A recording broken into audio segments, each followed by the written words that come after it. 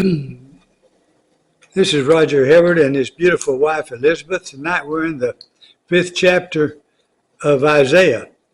Let me sing for my beloved my song, my love song concerning his vineyard.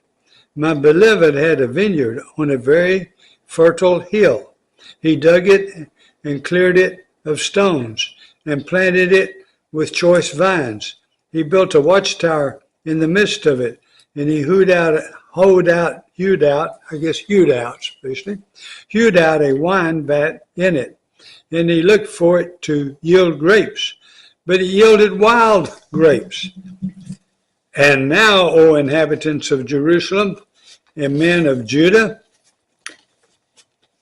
got to get my marker out of here. And now, judge between me and my vineyard. What more was there to do for my vineyard that I have not done in it? When I looked for it to yield grapes, why did it yield wild grapes? And now I will tell you what I will do to my vineyard. I will remove its hedge, and it shall be devoured. I will break down its wall, and it shall be trampled down. I will make it a waste. It shall not be pruned or hoed, and briars and thorns shall grow up. I will also command the clouds, and they will rain, no rain upon it. For the vineyard of the Lord of hosts is the house of Israel, and the men of Judah are his pleasant planting. And he looked for justice, but behold, bloodshed, for righteousness, but behold, an outcry. Woe to the wicked!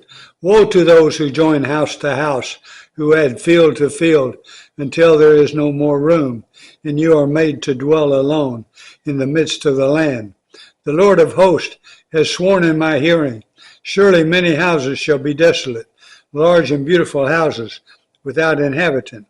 For 10 acres of vineyard shall yield but one bath, and a homer of seed shall yield but an ephah. Woe to those who rise early in the morning, that they may run after strong drink, who tarry late in the evening, as wine inflames them. They have lyre and harp, tambourine and flute, and wine at their feast, but they do not regard the deeds of the Lord, or see the work of his hands. Therefore my people go into exile for lack of knowledge. Their honored men go hungry, and their multitude is parched with thirst.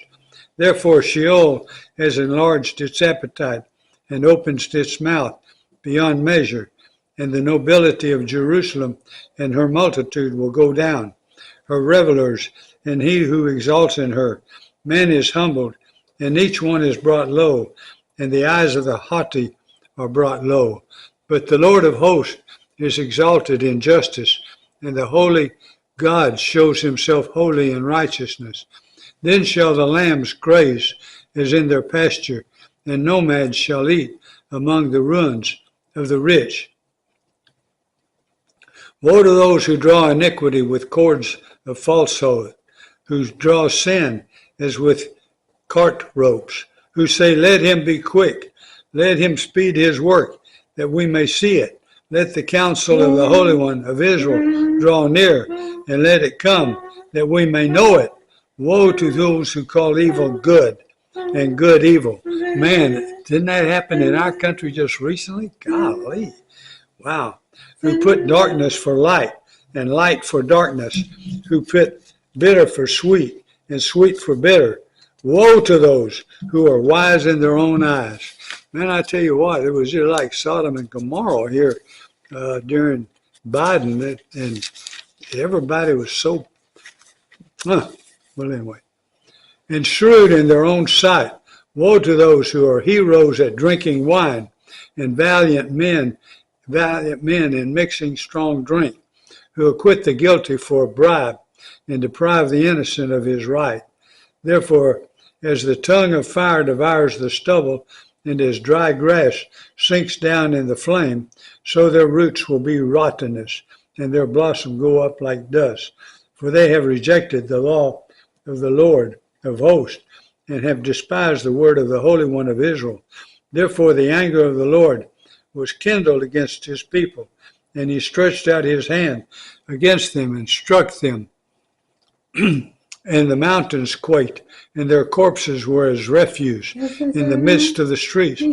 For all this his anger has not turned away, and his hand is stretched out still. He will rise.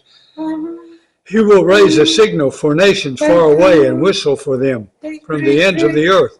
And behold, quickly, speedily they come. None is weary, none stumbles, none slumbers or sleeps.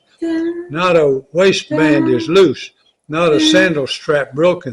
Their arrows are sharp, and their bows bent. Their horses' hoofs seem like flint, and their wheels like the whirlwind.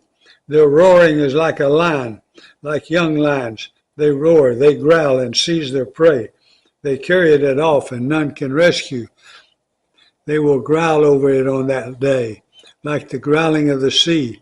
And if one looks to the land, behold, darkness and distress, and the light is darkened by its clouds. Isaiah was quite a prophet, and man, did a lot of that come true for sure. And now we go to Luke, the 6th chapter for our 4 chapters of reading.